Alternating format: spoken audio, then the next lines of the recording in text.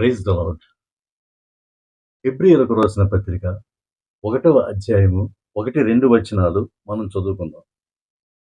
పూర్వకాలమందు నానా సమయములలోను నానా విధములుగాను ప్రవక్తల ద్వారా మన పితరులతో మాట్లాడిన దేవుడు ఈ దినముల అంతమందు కుమారుని ద్వారా మనతో మాటలాడెను. ఆయన కుమారుని సమస్తమునకును వారసునిగా నియమించెను. ఆయన ద్వారా ప్రపంచములను నిర్మించెను. ఇందులో ఆయన ద్వారా ప్రపంచములను నిర్మించెను అని వ్రాయబడి ఉంది. మనకు తెలిసిన ప్రపంచం ఒకటే కదా అని మనం అనుకుంటున్నాం. ప్రపంచములు అనేటువంటి దానికి చాలా లోతైనటువంటి అర్థం ఉంది. ఇది గ్రీకు పదం అలోనస్ నుండి అనే పదం నుండి వచ్చిందనమాట.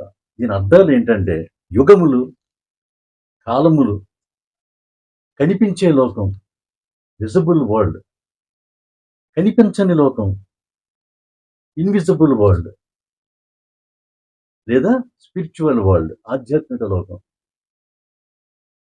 అలాగే ఈ సృష్టి, సమస్త సృష్టి, అందుకే తెలుగులో ప్రపంచములు అని వ్రాయబడి ఉంది అని వ్రాశారు. ఇప్పుడు విజిబుల్ వరల్డ్ అంటే ఏంటి? ఇప్పుడు మనం చూస్తున్నదే, మనం నివసిస్తూ మనకు కనిపించేదే. భూమి, గ్రహాలు, నక్షత్రాలు, సముద్రాలు, ఇవన్నీ క్రీస్తు ద్వారా సృష్టింపబడ్డాయి.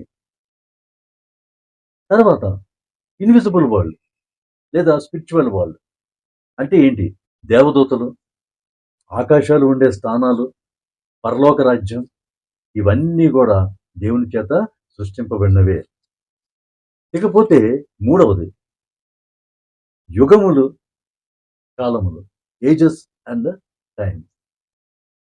సృష్టి యుగం, తర్వాత ధర్మశాస్త్ర యుగం, తర్వాత కృపాయుగం, ఆ తర్వాత రాబోయే మహిమ యుగం. కాలం కూడా ఆయన సృష్టే. Time is also his creation. ఇది మన జీవితానికి ఆధ్యాత్మికంగా అన్వయించుకుంటే మన జీవితకాలం, పరిస్థితులు, భవిష్యత్తు అన్నీ కూడా ఆయన చేతుల్లోనే ఉన్నాయి. మనం ఉన్నటువంటి ఈ యుగం, ప్రస్తుత యుగం ఆయన నియంత్రణలోనే ఉంది.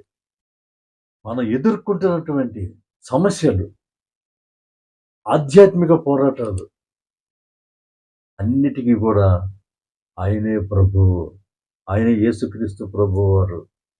దేవునికి స్తోత్రం.